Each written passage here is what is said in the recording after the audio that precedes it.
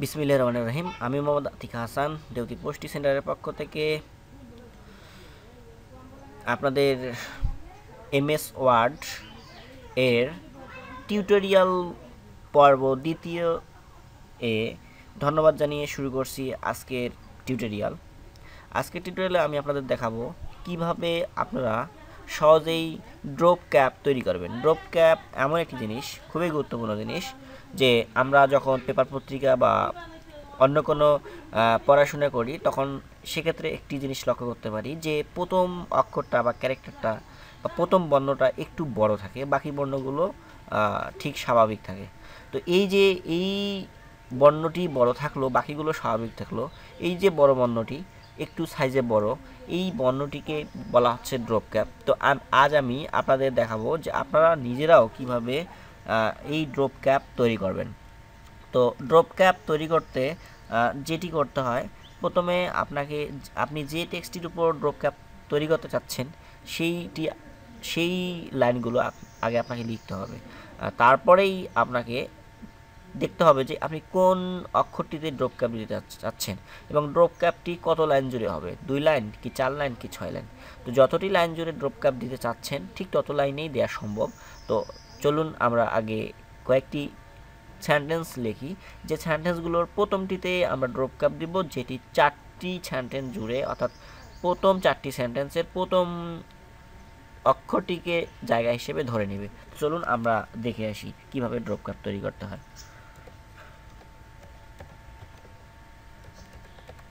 Bangladesh is my country.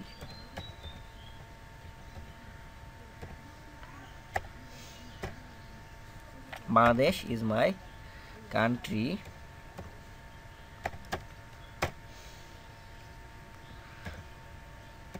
Our country is a developing country.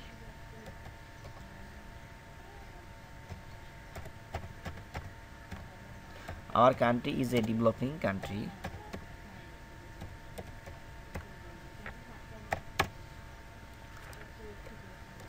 We love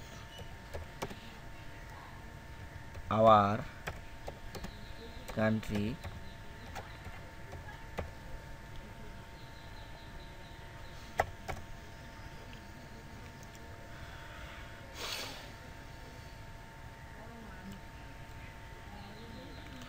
তো এই যে এইভাবে আমরা কয়েকটি লাইন লিখলাম, এই লাইনগুলোকে আমরা এখন কপি করে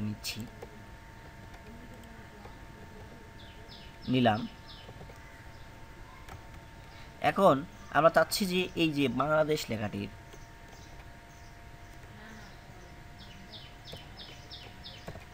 বি যে অক্ষরটি আছে, এই বি অক্ষরটিকে আমরা 4 লাইন জুড়ে বা 4টি সেন্টেন্স জুড়ে ড্রপ ক্যাপ তৈরি করব। তো এর জন্য যেটি করতে হবে, যেইটিকে ড্রপ ক্যাপ করতে চাচ্ছেন সেইটিকে প্রথমে সিলেক্ট করতে হবে।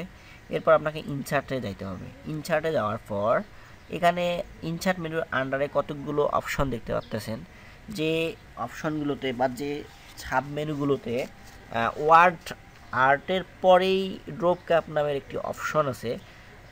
তো আপনারা সেই ড্রপ ক্যাপ নামের অপশনটিতে মাউসের কার্সর নিয়ে গেলে দেখতে পাবেন যে অ্যাড এ ড্রপ ক্যাপ নামের একটি অপশন বা অ্যাড এ ড্রপ ক্যাপ নামের একটি টেক্সট শো করাচ্ছে এবং এর নিচে এ দিয়ে বাকিগুলো অনেক সাধারণ যে অক্ষরগুলো হয় সেইগুলোই দেওয়া আছে এবং পাশেই একটি সেন্টেন্স দেওয়া আছে যে create a large capital letter at the beginning of a paragraph.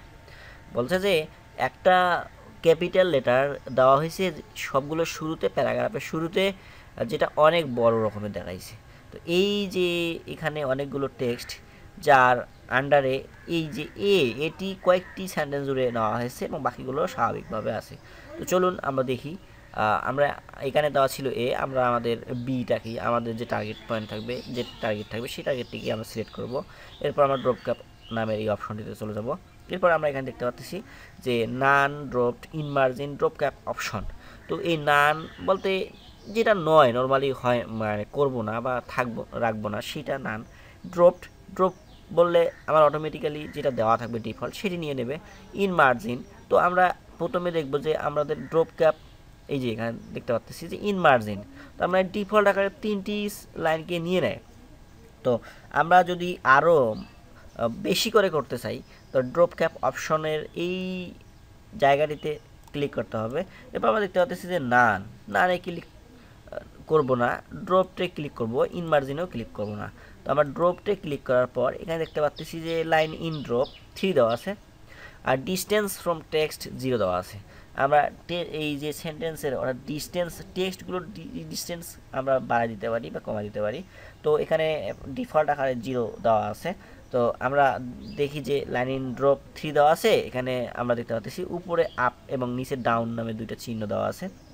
আপে ক্লিক করলে আমাদের লাইন সংখ্যা বেড়ে যাবে এবং ডাউনে ক্লিক করলে আমাদের লাইন সংখ্যা কমে যাবে।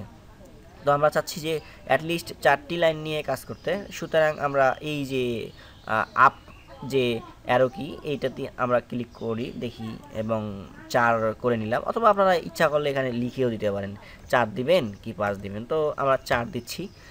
দেওয়ার পর আমরা ওকে বাটনে ক্লিক করব। ক্লিক করে দেখতে পাচ্ছি যে আমাদের এখানে 4টি অর্থাৎ 1 2 3 4 এইটি কিন্তু নয়, এই যে 1 2 3 4 এই 4টি লাইন সুন্দরভাবে এই বি টেক্সটির আন্ডারে ক্যাপিটাল লেটারটির আন্ডারে যুক্ত হয়ে গেছে। তো এভাবে আমরা ড্রপ ক্যাপ অপশন ইউজ করতে পারি। তো আপনাদের সুবিধার্থে আমি আরও একবার দেখাচ্ছি যে ইনসার্টে যাবেন, ইনসার্টের আন্ডারে প্রথমে আপনি আপনার ওই কাঙ্ক্ষিত টেক্সটটিকে সিলেক্ট করবেন এবং ইনসার্টে যাবেন। ইনসার্ট থেকে সেখানে আপনারা আবার ড্রপ ক্যাপ অপশন চলে আসবেন।